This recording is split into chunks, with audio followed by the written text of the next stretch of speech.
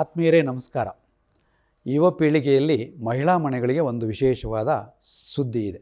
ಆತ್ಮೀಯರೇ, ನಿಮಗೆಲ್ಲರಿಗೂ ಒಂದು ಗಮನ ಹರಿತಾ ಇರುತ್ತೆ. ನನಗೆ ಒಳ್ಳೆ ಸುಂದರವಾದ ಹುಡುಗ ಬೇಕು, ನನಗೆ ಒಳ್ಳೆ ಹುಡುಗನ ಮದುವೆ ಮಾಡ್ಕೋಬೇಕು, ನನ್ನ ಲೈಫ್ ಪಾರ್ಟ್ನರ್ ಒಳ್ಳೆಯರಿರಬೇಕು ಅಂತ ಎಲ್ಲ ಒಂದು ಹೆಣ್ಣುಮಕ್ಕಳಿಗಿರುತ್ತೆ, ಇವತ್ತಿನ ಯುವತಿಯರಿಗೆ.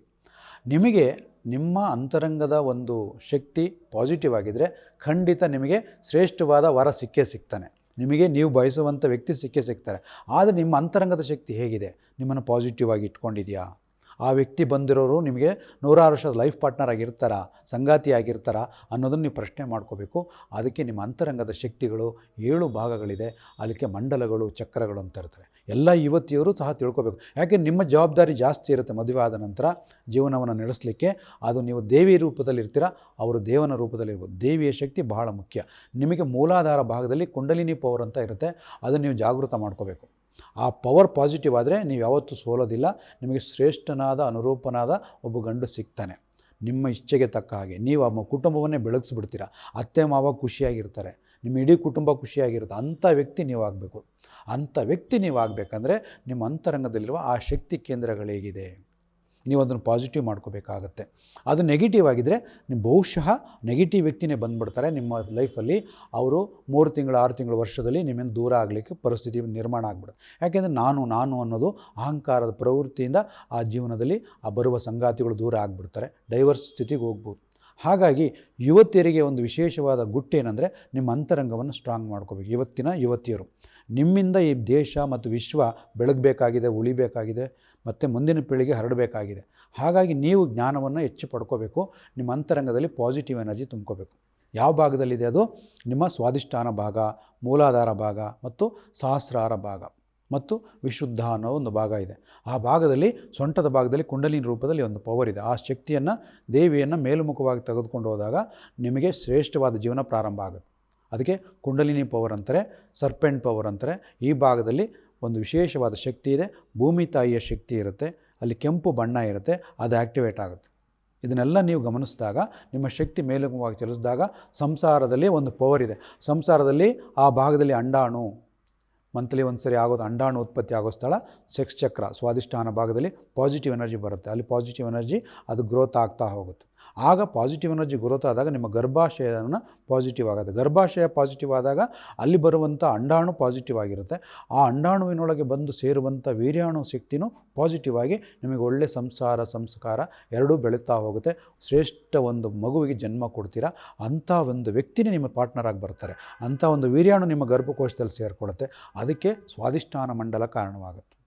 ಇಂಥ ಒಂದು ಶಕ್ತಿಗಳನ್ನು ನೀವು ಮದುವೆ ಆಗೋಕ್ಕೆ ಮುಂಚೆನೇ ನೀವು ಗಮನಿಸ್ಕೊಂಡ್ರೆ ನಿಮಗೆ ಜೀವನದಲ್ಲಿ ಎಲ್ಲೂ ಫೇಲ್ಯೂರ್ ಆಗೋದಿಲ್ಲ. ನೀವು ಯಾವುದೇ ಆರೋಗ್ಯ ಸಮಸ್ಯೆ ಬರಲ್ಲ, ಕುಟುಂಬ ಸಮಸ್ಯೆ ಬರಲ್ಲ, ಅತ್ತೆ ಸೊಸೆ ಸಮಸ್ಯೆಗಳು ಬರಲ್ಲ. ಎಲ್ಲ ಸಮಸ್ಯೆಗಳಿಂದ ನೀವು ಪಾಸಿಟಿವ್ ಆಗಿ ದೈವ ರೂಪದಲ್ಲಿ ಆ ಮನೆಗೆ ಲಕ್ಷ್ಮೀ ರೂಪದಲ್ಲಿ ಹೋಗ್ತೀರ, ನಿಜವಾದ ಲಕ್ಷ್ಮೀ ರೂಪದಲ್ಲಿ. ಅಂಥ ಒಂದು ಶಕ್ತಿ ನಿಮ್ಮೊಳಗಿದೆ. ಅದಕ್ಕೆ ಸ್ವಾಧಿಷ್ಠಾನ ಮಂಡಲ, ಮೂಲಾಧಾರ ಮಂಡಲ, ಇನ್ನೊಂದು ವಿಶುದ್ಧ ಮಂಡಲ. ಇಲ್ಲಿ ಶುದ್ಧವಾಗಿ ಲಕ್ಷ್ಮೀ ರೂಪದಲ್ಲಿ ಮಾತಾಡ್ತಾ ಮನೆಯನ್ನೇ ಬೆಳಗುವಷ್ಟು ಶಕ್ತಿ ನಿಮ್ಮ ವಾಕ್ ಶಕ್ತಿ ಕೊಟ್ಬಿಡುತ್ತೆ. ಅಂಥ ಶ್ರೇಷ್ಠವಾದ ವಾಕ್ಚಾತುರ್ಯ ನಿಮಗೆ ಬರುತ್ತೆ.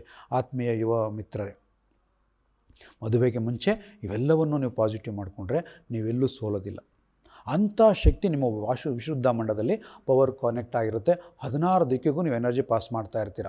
ಅತ್ತೆ ಮಾಡಲಿ, ಮಾವ ಮಾತಾಡಲಿ, ಅಮ್ಮ ಮಾತಾಡಲಿ, ತಮ್ಮ ಮಾತಾಡಲಿ, ಭಾವ ಎಲ್ಲರಿಗೂ ನೀವು ಪಾಸಿಟಿವ್ ಆಗಿ ರೆಸ್ಪಾಂಡ್ ಮಾಡೋಕ್ಕೆ ಇಲ್ಲೊಂದು ಪವರ್ ಇದೆ. ಅದಕ್ಕೆ ವಿಶುದ್ಧ ಮಂಡಲ. ಅದನ್ನು ಆ್ಯಕ್ಟಿವೇಟ್ ಮಾಡ್ಕೊಳ್ಳಿ, ನೀವು ಸೋಲೋದಿಲ್ಲ. ಸೊಂಟ ಮತ್ತು ಕಂಠ ಪಾಸಿಟಿವ್ ಆಗಿದ್ದರೆ ಸಾಮ್ರಾಟರಾಗಿ ಬಾಳ್ಬೋದು. ಅಷ್ಟು ಪವರ್ ಇದೆ ಹೆಣ್ಣು ಮಕ್ಕಳಲ್ಲಿ. ಹಾಗಾಗಿ ನೀವು ಮಾತ್ರ ಯಾವುದೇ ಕಾರಣಕ್ಕೂ ನೆಗೆಟಿವ್ ಕಡೆ ಲಾಕ್ ಆಗೋದು ಬೇಡ. ನಿಮ್ಮಿಂದನೇ ಮನೆಗೆ ಬೆಳಕು, ಆ ವ್ಯಕ್ತಿಗೆ ಬೆಳಕು.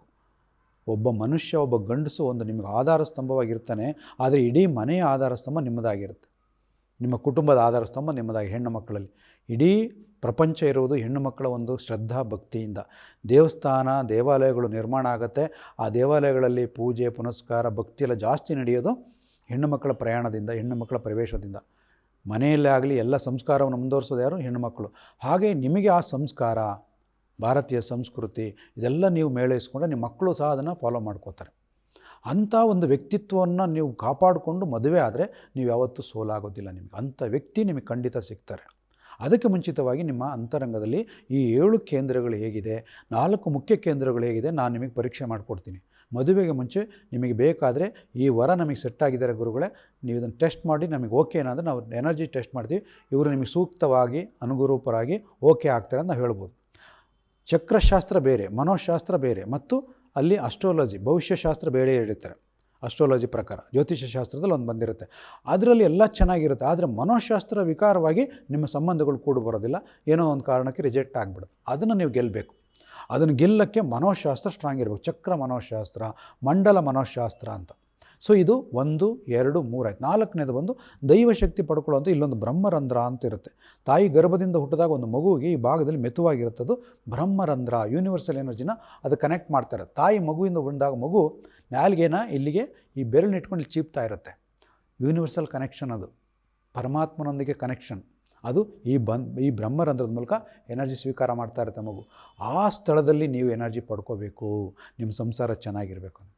ಹಾಗಾಗಿ ಯುವ ಮಿತ್ರರೇ, ನಿಮ್ಮ ಅಂತರಂಗದಲ್ಲಿ ಈ ಶಕ್ತಿಗಳನ್ನು ಪಡ್ಕೊಂಡಾಗ ನಿಮ್ಮ ಜೀವನ ಸಹ ಸಾಕ್ಷಾತ್ಕಾರವಾಗುತ್ತೆ.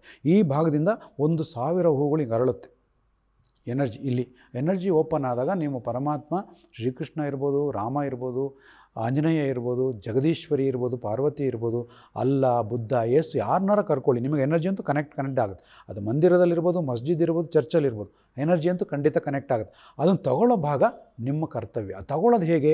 ನಿಮ್ಮ ಹೂವು ಥರ ಅರಳಿರಬೇಕು. ಸಹಸ್ರಾರ ಮಂಡಲ ಅರಳಿದ್ರೆ ಮಾತ್ರ ಎನರ್ಜಿ ಬರುತ್ತೆ, ಇಲ್ಲ ಅಂದರೆ ಕ್ಲೋಸ್ ಆಗಿರುತ್ತೆ. ಎನರ್ಜಿ ಏನೋ ಬರುತ್ತೆ, ನೀವು ತೊಗೊಳಕ್ಕೆ ನಿಮ್ಮ ಕೈಲಿ ಆಗೋದಿಲ್ಲ. ತೊಗೋಬೇಕಂದ್ರೆ ನಿಮ್ಮ ಅಂತರಂಗ ಶುದ್ಧವಾಗಿರಬೇಕು. ನಿಮ್ಮ ಮನಸ್ಸಿನಲ್ಲಿ ಯಾವುದೇ ನೆಗೆಟಿವ್ ಎನರ್ಜಿ ಇರಬಾರ್ದು, ಭಾವನೆಗಳಲ್ಲಿ ನೆಗೆಟಿವ್ ಎನರ್ಜಿ ಇರಬಾರ್ದು. ಇದನ್ನೆಲ್ಲ ಕ್ಲೀನ್ ಮಾಡಿದಾಗ ಮಾತ್ರ ಆ ದೈವಶಕ್ತಿ ಬಂದು ನಿಮ್ಮನ್ನು ಕಾಪಾಡುತ್ತೆ, ನಿಮ್ಮ ಲೈಫ್ ಪಾರ್ಟ್ನರ್ ನಿಮಗೆ ಕೊಡುತ್ತೆ, ಇಡೀ ಲೈಫ್ನ ಕಾಪಾಡುತ್ತೆ. ಹಾಗಾಗಿ ಇದ್ರ ಬಗ್ಗೆ ನೀವು ಹೆಚ್ಚು ಜ್ಞಾನವನ್ನು ಪಡ್ಕೊಂಡು ಆಮೇಲೆ ನಿಮ್ಮ ವಿವಾಹ ಕಾರ್ಯಕ್ರಮವನ್ನು ಪ್ರಾರಂಭ ಮಾಡಿ ನೋಡಿ. 100 ವರ್ಷ ಕಾಲ ನೀವು ಚೆನ್ನಾಗಿರ್ತೀರ, ನಿಮ್ಮ ಇಡೀ ಜೀವನ ಚೆನ್ನಾಗಿರುತ್ತೆ, ಕಂಕಣ ಭಾಗ್ಯ ಕೂಡಿ ಬರುತ್ತೆ, ನಿಮಗೆ ಸಂಸಾರ ಯೋಗ ಚೆನ್ನಾಗಿರುತ್ತೆ, ಎಲ್ಲ ಭಾಗದಲ್ಲಿ ನೀವು ಯಶಸ್ವಿಯಾಗಿ ಜೀವನ ನಡೆಸ್ಬೋದು. ನಿಮಗೆ ಶ್ರೇಷ್ಠವಾದ ಮಕ್ಕಳು ಸಹ ಜನ್ಮವನ್ನು ಪಡ್ಕೊಳ್ತೀರ. ಹಾಗಾಗಿ ಇದರ ಬಗ್ಗೆ ಹೆಚ್ಚಿನ ಮಾಹಿತಿ ಬೇಕಂದರೆ ಬನ್ನಿ, ಮದುವೆಗೆ ಮುಂಚೆ ನಿಮ್ಮ ಎನರ್ಜಿನ ಚೆಕ್ ಮಾಡಿಕೊಂಡು ಪಾಸಿಟಿವ್ ಮಾಡಿಕೊಂಡು ಆಮೇಲೆ ಮದುವೆ ಕಾರ್ಯವನ್ನು ಮುಂದುವರಿಸ್ಬೋದು. ತಮ್ಮೆಲ್ಲರಿಗೂ ಸ್ವಾಗತ. ವೀಕ್ಷಿಸಿದ್ದಕ್ಕೆ ನಮಸ್ಕಾರ.